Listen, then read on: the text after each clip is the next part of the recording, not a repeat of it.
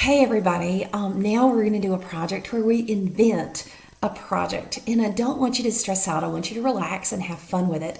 I've done this at flat classroom conferences back when I used to do those, and other events where we get together and we brainstorm what we would like to see it look like. Now, don't worry if you don't know a lot of technology tools. What we want you to do is to think about how can we get our kids to connect. And I'm going to give you a couple tips in this little tutorial video, particularly if your team is stuck. Now, if we had more time today, we would get in all the nitty-gritty of things that you would do with this project, but we are just doing a beginning brainstorm. So let's look at the wiki. We are on our agenda, and I'm going to scroll down and go to Mastermind Meetup number 2. Now, you've got 45 minutes for this activity, but if you choose to get your box lunch a little earlier or right on time and keep working together, you can. That's kind of part of the fun. Now, we're getting ready to go to our team page, and when we go here, you want to have fun with it. Take a picture of your team and put it on there and share your ideas, or put a Google Doc and embed it as long as you share it with the world so we can see it. Now, what you're going to do is come up with your ideas, and you're going to want to edit. So just like the last one, you're going to click edit here, and your instructions are here at the top, but it's going to say include page. We're not going to delete that. You're going to put your team name here. You're going to type the names and links to the people in the group, just in case you can find them later, particularly if they have an online presence.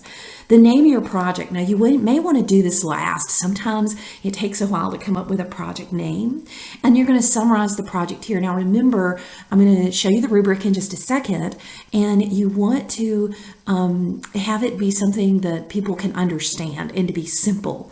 We're going for simple here. Have your goals and aims and the kind of things that you're going to do in the project.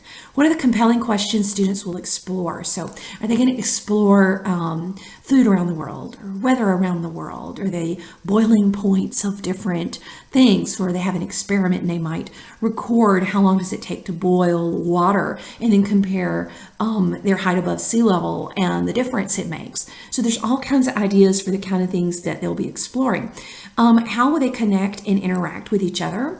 If you don't know about the tool, just describe how you want them to connect. And are they going to create or co-create? And remember, we love having students co-create because that kind of pushes them to higher order thinking and even troubleshooting and that sort of thing. Now, here at the bottom, this is your background information. So you do want to have this, but don't spend as much time on this as you spend on the previous part and mapping out your ideas. So are there any prerequisite skills? Do the students already need to have a blog or know how? Do they already need to know how to do a wiki? So you can kind of get on the same level playing field and know what kids need to do. Is there any link to the curriculum? Now, don't get hung up here, because some of you may use Common Core, some of you may not. Some of you may have different standards. You can list all the different standards that you think this will meet. Is it writing? Is it 21st century skills? You can go to the Partnership for 21st Century Learning and use those standards, or the ISTE standards. There's all kinds of things you can use, as well as your science and your math and your literature and your writing, all those things. Now, estimate the age level you think for your students, and that may be determined. I really want you planning stuff for students your age to kind of open your mind to what can happen. And then you've got your tool ideas, potential tools that can be used. And if you don't know the tools, I'm going to be covering those in just a minute. So you can just do ideas of tools. And then you've got your synchronous and your asynchronous. Now remember, I've given you some examples.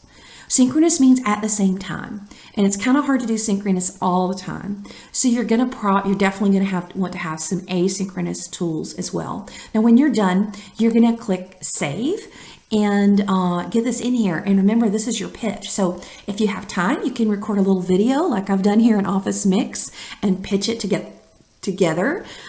There's all kinds of ways that you can do this. I do not want to limit you. I want you to use your creativity. And let me go over the rubric now.